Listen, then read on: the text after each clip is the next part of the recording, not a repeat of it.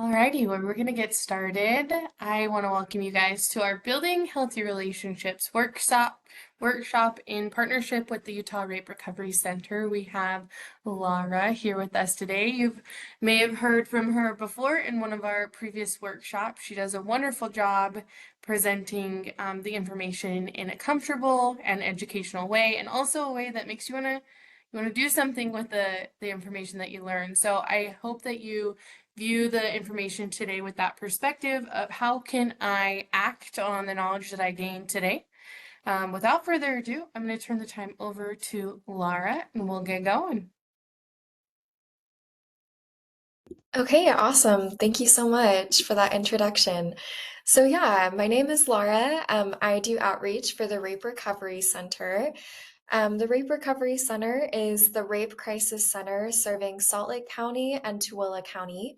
So, we support survivors of sexual violence as well as their friends, family members, and general community members through things like support groups, advocacy, therapy. But my job specifically is to focus on the outreach and community education piece. We really prioritize educating the community about the cause, impact, and prevention of sexual violence, which is why today we're going to be talking about healthy relationships, because that is one of the foundational building blocks of our kind of our society, of our state, our community, that if we could all have healthier relationships, might be able to live in a world free from sexual violence. So yeah, today we're going to first start by talking about healthy relationships. Then we're going to talk about healthy conflict and how to approach that. And finally, we're going to talk about knowing when and how to leave a relationship and how to support someone who might be leaving an unhealthy relationship. Okay, so first, I want to hear from you guys. Um, what to you makes a healthy relationship? What is something that you prioritize in your relationships? And feel free to put it in the chat or just unmute yourself.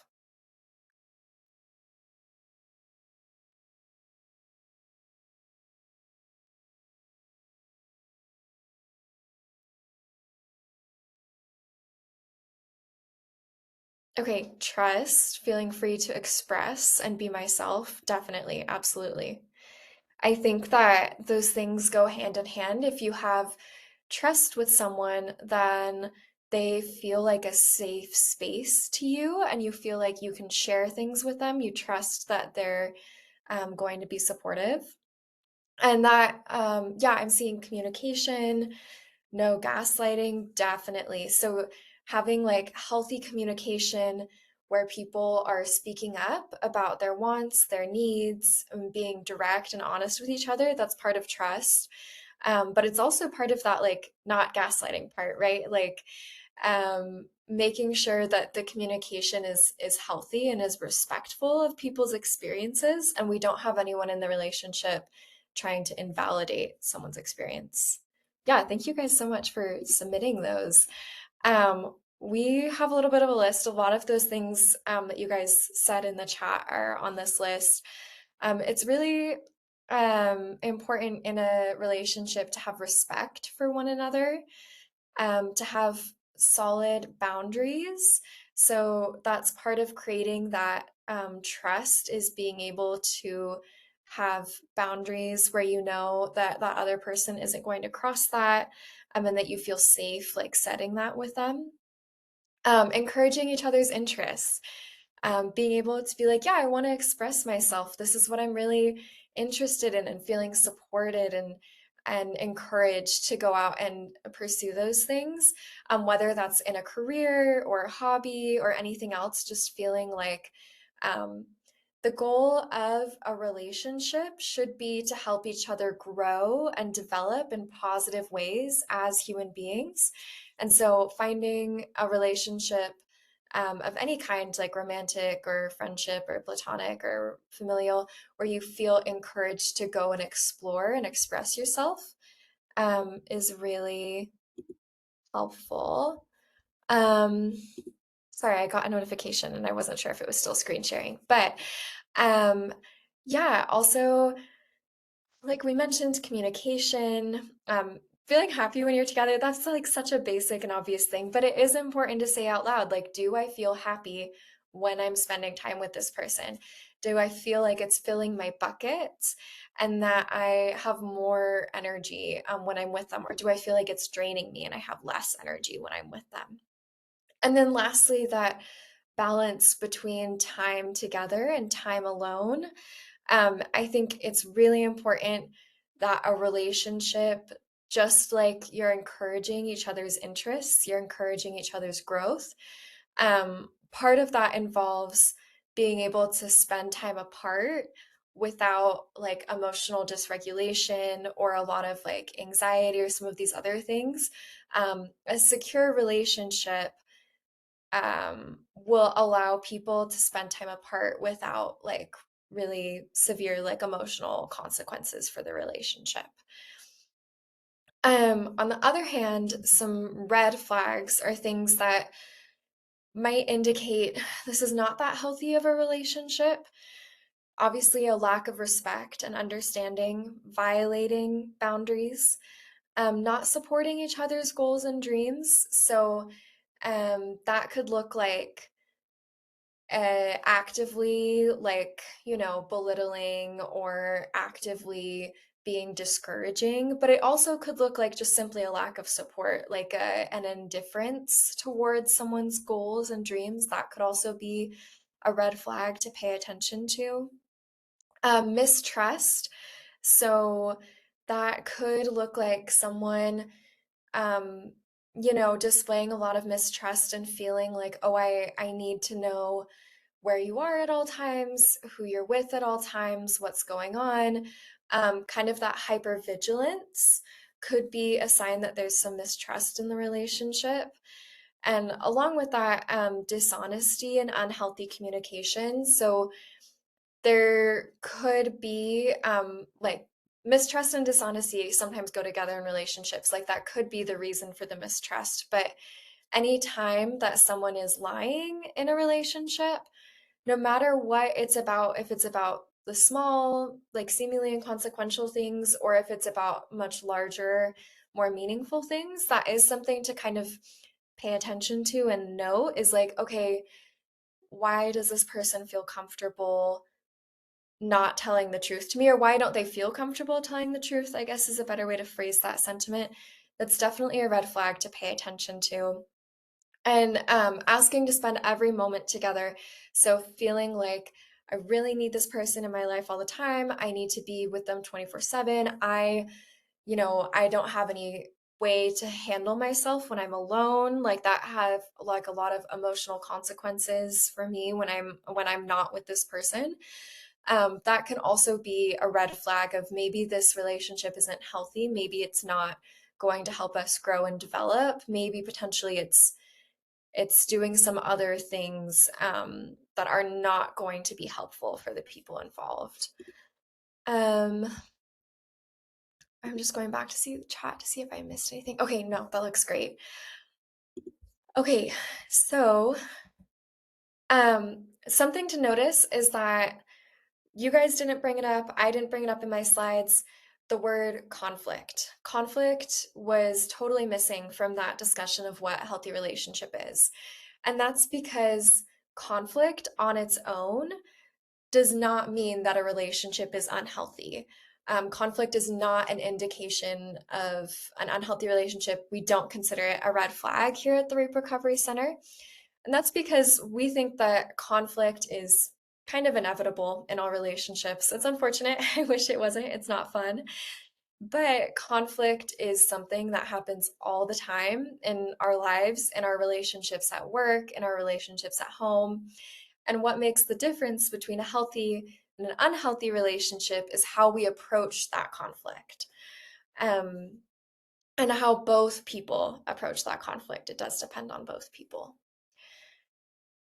So, we're going to talk a little bit about healthy conflict and what are some positive responses, or maybe I don't want to say positive, some effective like problem solving resolution skills.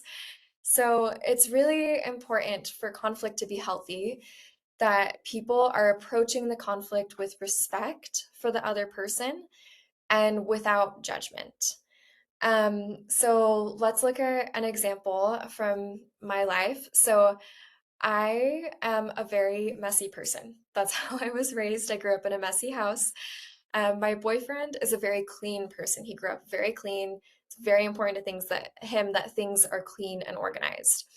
So when we first started dating, this was a conflict between us, was that I had dishes in the sink in my apartment. That wasn't something that bothered me, but it was something that really bothered him, that there were like usually dishes in the sink of my kitchen. And so if he were approaching this conflict in an unhealthy way, in a way that was rooted in judgment, he might start the conversation by being like, "Oh my gosh, this kitchen is so gross. I can't believe that you live like this. Like this is just disgusting. I can't believe it." But if he expresses himself that way, immediately I'm going to feel hurt. I'm going to feel judged.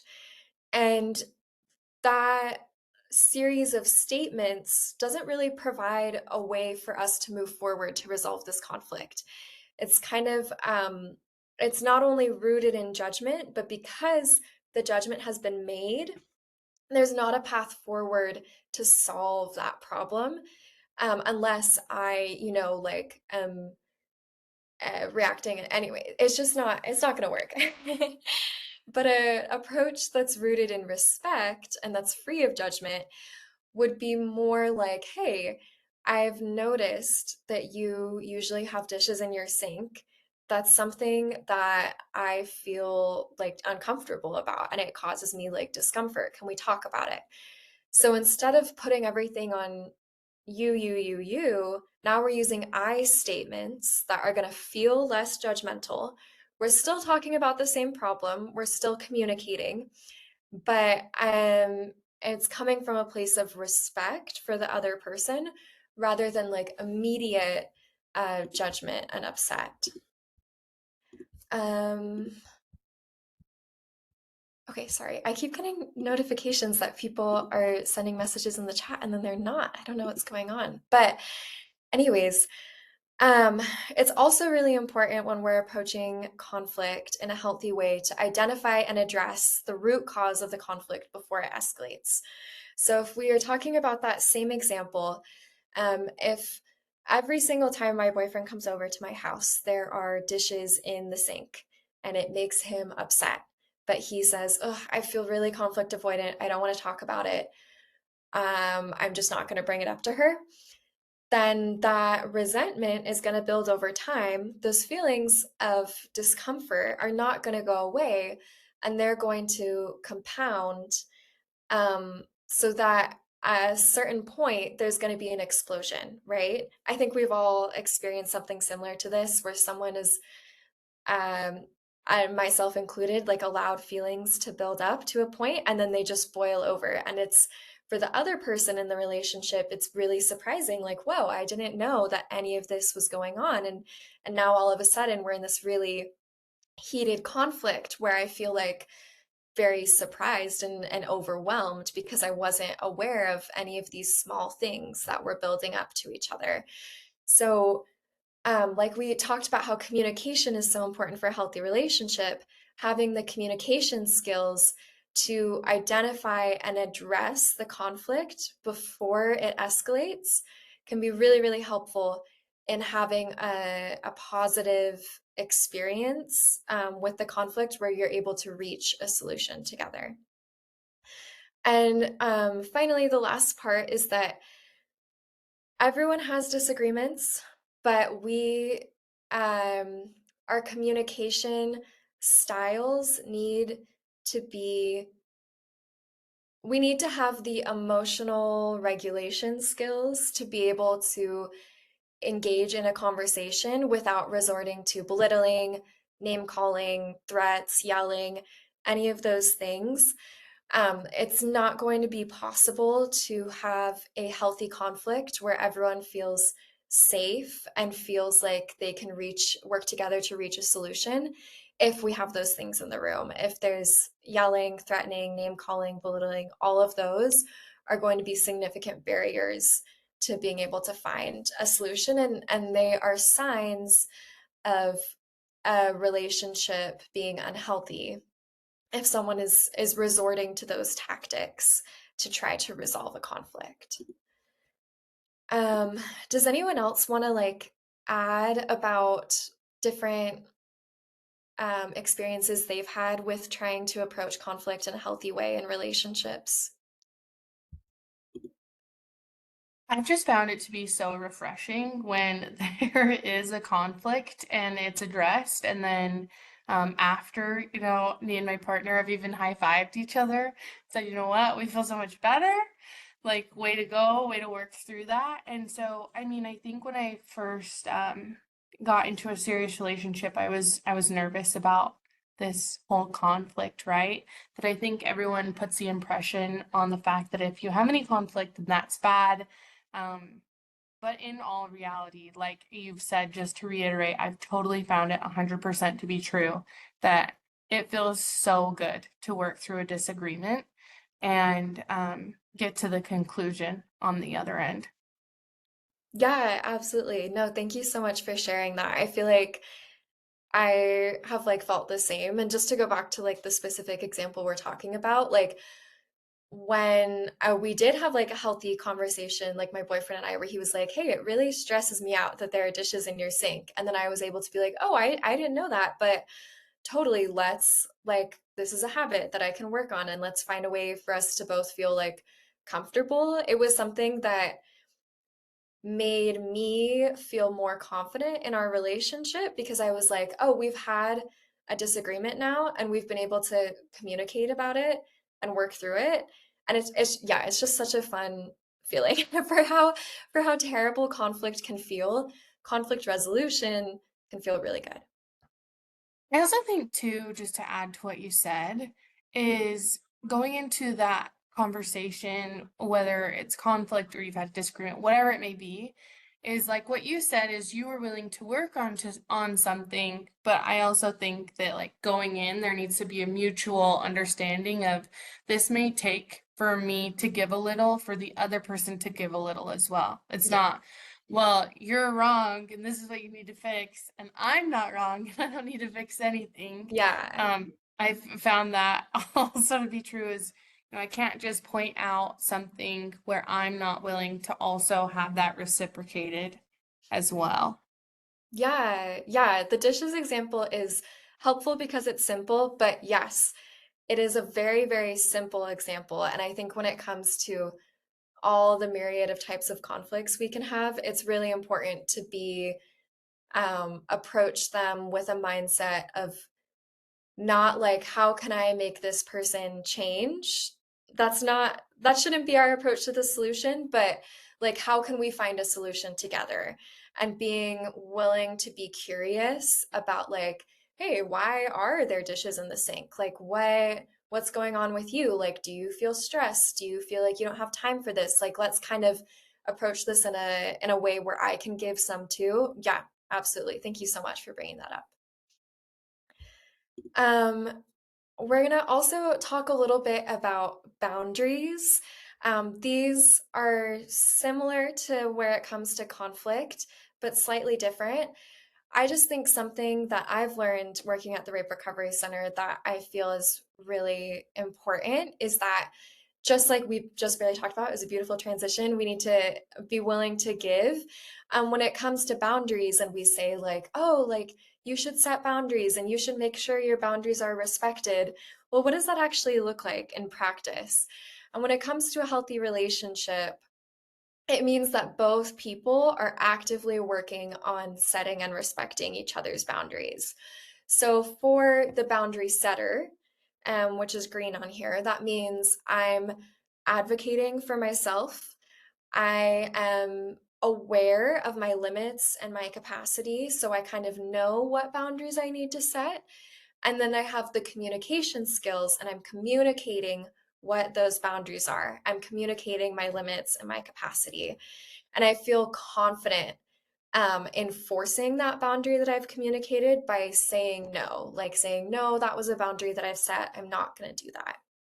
And on the other side of the boundary respecter, there's effort and work that goes into it through asking for consent. So being like, oh, this person might have a boundary around this. Let me just ask permission first. Let me ask for consent instead of automatically assuming that this is going to be an acceptable thing for us to do. Um, and I want to be proactive about making other people feel comfortable saying no to me. So just like the boundary setter needs to work on their confidence and practice saying no, the boundary respecter needs to practice responding in a healthy and safe way when being told no. And so that means I don't take that rejection personally. I don't take that no personally. I don't lash out emotionally. I don't try to respond with coercion and, oh, let me convince you, let me persuade you. It means that I just accept the no and I say, okay, cool, thank you. Maybe I have some follow-up questions, but really I'm not trying to persuade anyone. I'm just asking out of curiosity and then we move on. And so creating a safe space for people where they feel comfortable expressing and enforcing their boundaries is something that I can do to be in this healthy relationship. And that also involves knowing my wants and needs and communicating them. So, just like the other person needs to know and communicate their limits when they're setting boundaries, I need to be able to know and communicate what I need and want so that we can have a back and forth conversation about how both of us can feel safe and respected.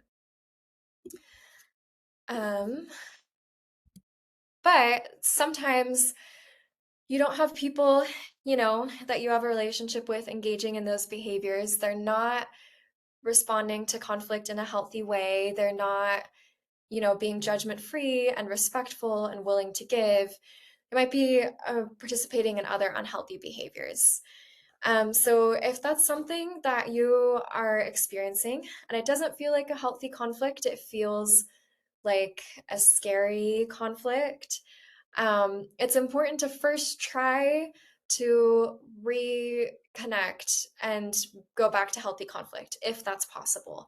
So that means communicating and saying, like, hey, I feel like when we argue, I feel really like we aren't, being able to communicate safely. Like, I feel really upset when you yell at me, or like, I feel really upset when this happens.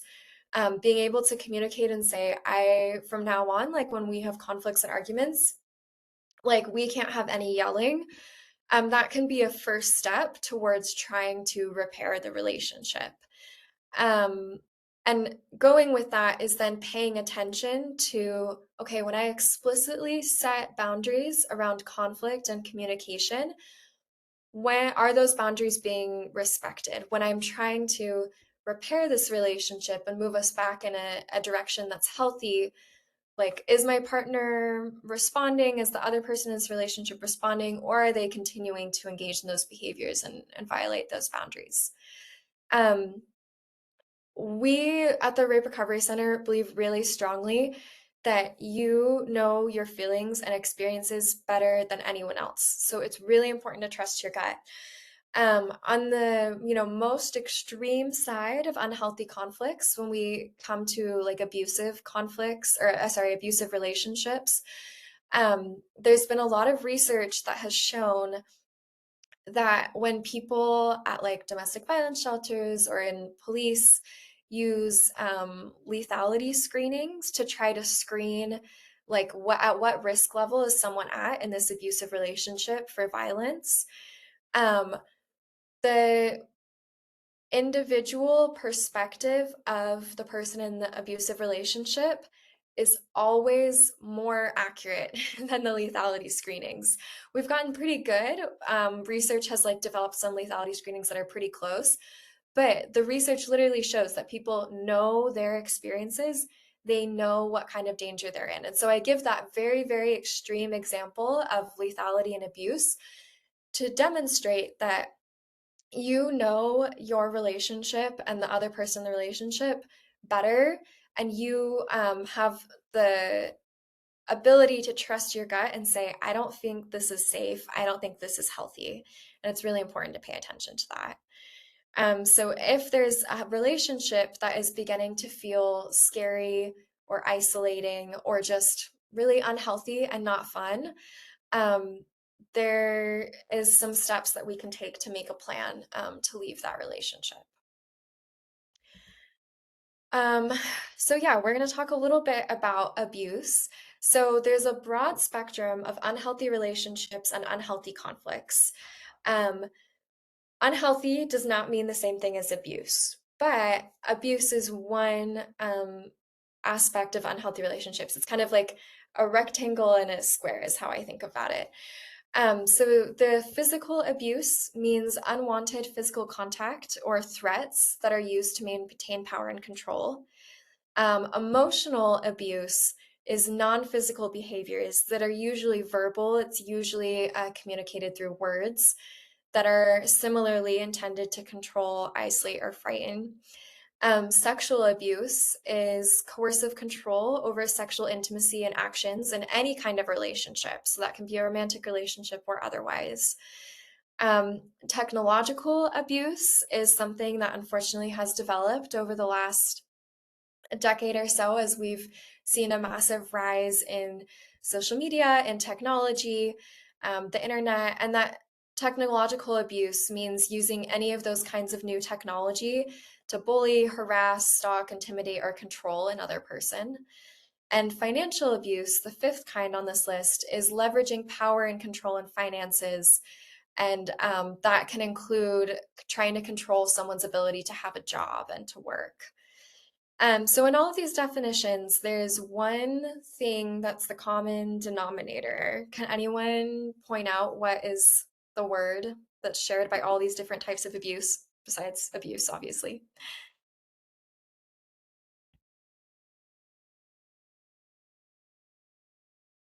Yes. Oh my gosh. Thank you, Alesha. So it is, or Alicia. It might be Alicia. I'm so sorry. So the word control. So everything about abuse centers on trying to control someone else through whatever means that is, whether it's physical, verbal, sexual, emotional, financial, all of these things. Abuse is about trying to control another person. And so any behavior that it might not even fit directly on this list, but any behavior in a relationship that feels like this person is taking away my choices, this person is trying to control what I'm doing and where I'm going, that is a sign of abuse. And that's something to pay attention to and to start thinking really critically about other actions and whether or not this is a healthy and safe place to be. Um, so we're going to talk a little bit about how to leave a relationship. So if there is a relationship that there's red flags, there's unhealthy approaches to conflict, we're starting to see attempts to control, to abuse, any of those things, and I feel like I need to leave that relationship. It's really important for me to identify my support system and to think first about, like, okay, who are the people in my life that I can trust? Because likely, if I'm in a scary or abusive situation, um, there is potential for my abuser to try to change the narrative or try to, isolate me and reduce my support system. So I have to think critically about, like, okay, who do I have? That might include family members, that might include friends. It might also include things like a hotline or a services provider like the Recovery Center or South Valley Services or another domestic violence services provider. It's important to, like, think about, okay, who are the people that are available to me as a support? And then to communicate with that support system. So, for example, reaching out to my sister or my friend and saying, hey, I think that I'm in an unhealthy relationship. I think that I'm going to leave this person. And by communicating to my support system, I'm providing a way for them to support me because now they're aware of the situation. And so they're going to be able to be there to support me.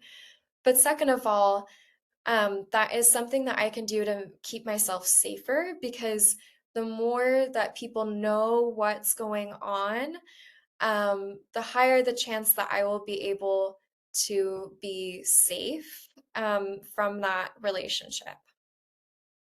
Um, it's also important to recognize when people are leaving unhealthy relationships that just because a relationship is unhealthy doesn't mean that there are parts of it that felt good or that there were parts of it that were really important to me. And it's totally and completely normal for me to feel upset and to miss the other person in that relationship. That's so normal. And it's not necessarily, sometimes people can interpret that as a sign that, oh, this relationship actually was healthy and it was good because I missed them.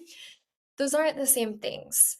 Missing someone and having that relationship have actually been healthy, they don't go hand in hand.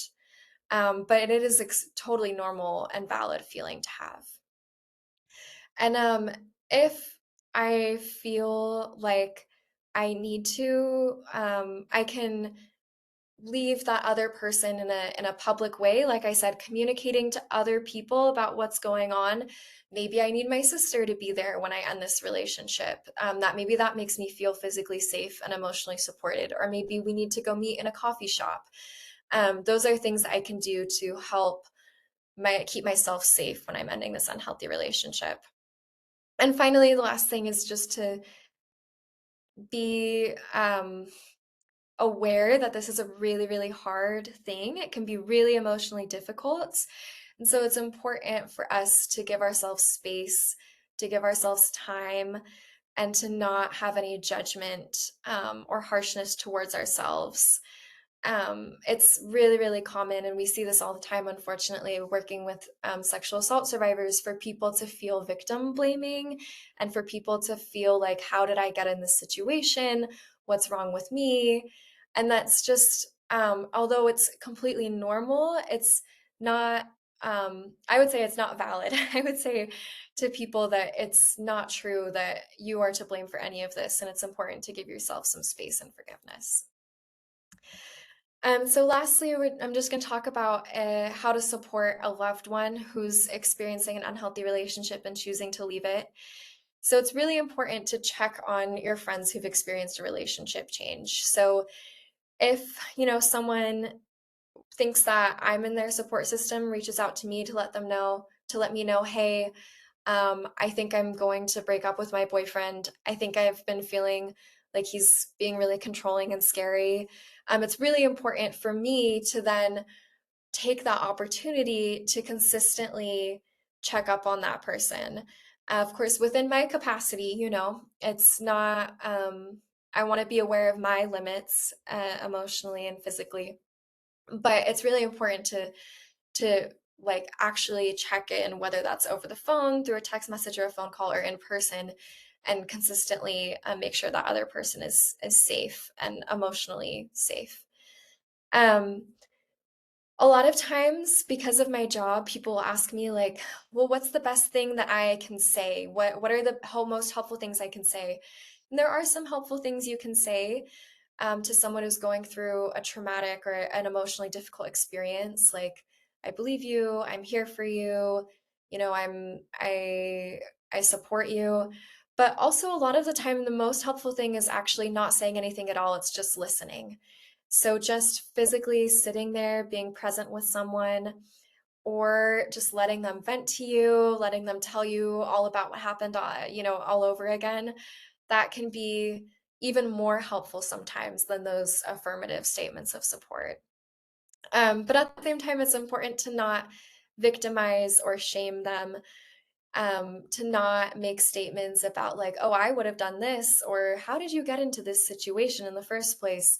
Those things are not going to be helpful. And at the end of the day, it's important that we recognize that we are here to be a support, not to fix the situation or be in charge of the situation. We have to, if we want to be supportive to someone and we want to have a healthy relationship where we're supporting them, then we need to be able to respect their boundaries, be respectful to their choices, and not try to assert control. Because this person is, making a choice to end a relationship where they felt controlled. It's not going to be helpful for us to then try and step in a position where we're telling them what to do, we're controlling them. That's going to be kind of the opposite of what's helpful in that situation. Um, yeah. So I'm just looking at the chat. Yeah, thank you, Cynthia, for also pointing out control. And thank you, Brittany, for being there is sometimes more important than having the perfect response. Okay, so that's kind of the end of what I had presented today. It's 12:36, so we do have maybe 5 minutes if we want to open it up to questions. If you guys have any other comments, any things that you would like to share, I'd love to hear what everyone else's experiences have been.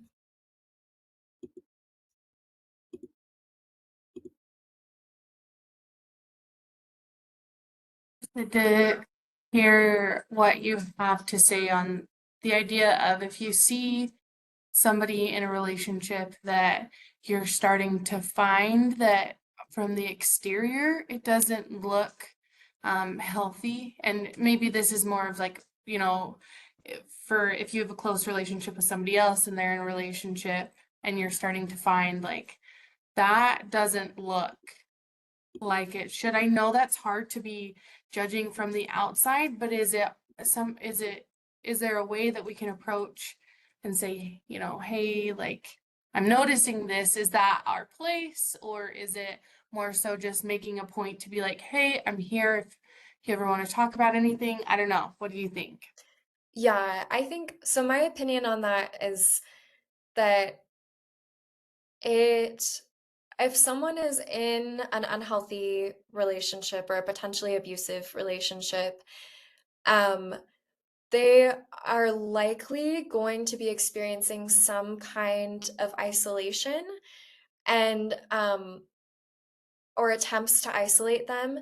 And it can be sometimes, and I would say frequently, counterproductive to try to express to that person, like, hey, I'm worried about this because, well, okay, let me rephrase that in a different way.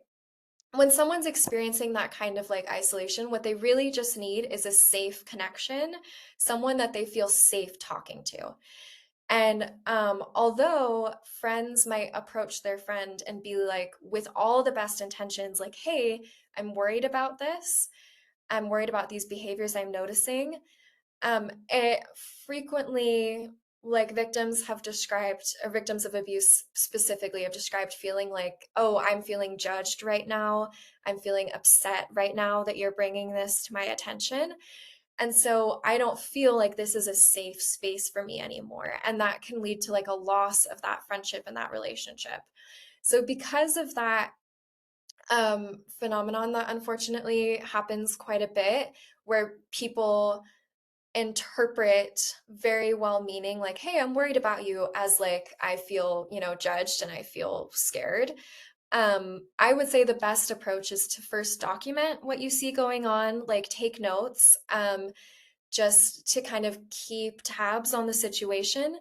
But then, second of all, to just frequently check in on that friend, not in a way where you're like, hey, I'm checking in on you because I'm worried about your relationship, but just being like, hey, how are you doing? How are things going?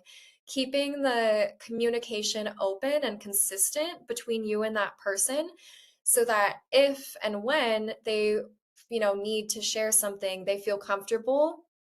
Um, Kind of in the DV and sexual assault services, the kind of the mantra I go with is like, I always want to be the first call that this person makes. So I'm going to do everything I can to build a relationship with them where I'm checking in on them, I'm making them feel safe. I'm not always, talking about this scary, uncomfortable stuff, but we're just building a relationship that's really healthy with other topics and other ways so that if something does happen, I'm the first call and I can respond and be supportive. I think that is generally my advice, but of course, every situation is different. And obviously, if someone is witnessing like physical violence or is really, really scared of the possibility of physical violence, um, then that might need to be like adjusted a little bit. But that's generally what we do. Thank you. That's very helpful. When you said your mantra of I want to be the first call that somebody makes when they feel the need, that gave me goosebumps. That is so valuable. I love that. Thank you. Yeah, thank you. We have a minute or two if there are any other questions from others in the chat, or feel free to unmute yourself.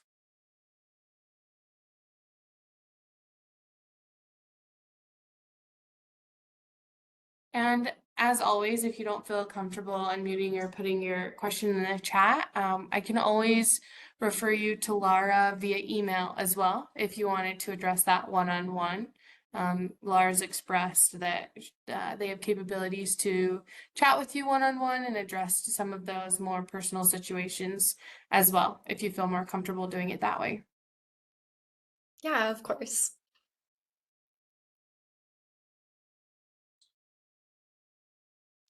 Okay, I'm not seeing anything in the chat, so I'll just assume that if you do want to discuss more about this topic, feel free to reach out to myself or you can reach out to Laura. Laura, if you don't mind throwing your email in the chat, Yeah, I'd um, love to do that. that would be wonderful. Thank you so much. I do want to thank everyone for tuning into today's conversation about healthy relationships. I think, like what was mentioned in the very beginning, is this is a foundational piece to prevention when it comes to sexual assault and being able to just generally live good and healthy lives, making sure that those relationships are beneficial and filling our cup, right? I know sometimes things can get a little difficult, but we want to make sure that we understand the signs of healthy relationships and potentially those unhealthy relationships. So I encourage each one of you to take a look at the relationships that you hold close to you in your life and take stock of those. Where are we at? Do we feel like these are beneficial? Do we feel like some boundaries could be used and set in other relationships? But I appreciate all of your guys' time and most definitely appreciate Laura's time educating us as well today.